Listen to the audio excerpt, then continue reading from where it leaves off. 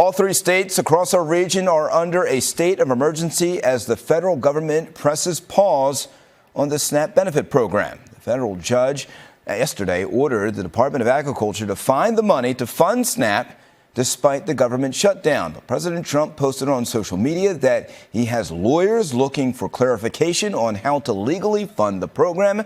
This impacts thousands of families in our area.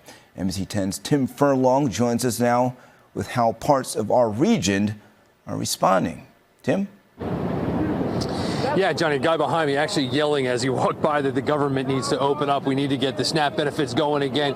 Mayor Parker announced today that she's moving millions of dollars to help local food banks in the area to better help those families that are affected by this. She's also offering more assistance for furloughed federal workers. We're talking rent help, payment deferrals for things like utility bills and tax payments. Today, we also had protests against SNAP cuts in different parts of our region. Show me what democracy looks like. This is what democracy looks like. This was just outside downtown Newark, Delaware today. Dozens of protesters calling for SNAP funding for the 120,000 Delawareans who rely on SNAP, not to mention the millions of other American families in every state. Earlier this week, Delaware's governor declared a state of emergency, said the state would cover the cost of SNAP benefits on a week-to-week basis. He joined those protesters today in Newark.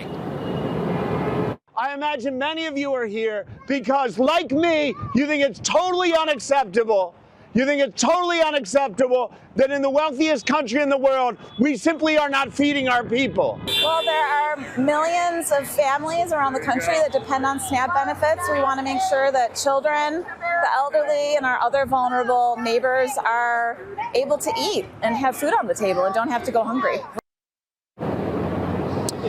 Yeah, Governor Shapiro has taken similar steps to those steps taken in Delaware. But again, like Johnny said, the federal judges said you got to resume these SNAP payments. The Trump administration saying we don't know how we can legally do that. We need more clarification. We need more structure on how that would work. So again, at this point, still a fluid situation, but millions of American families still not getting their SNAP benefits, at least from the federal government. Some of the states doing their part to try to pay for it week by week. In Center City, Tim Furlong, NBC 10 News.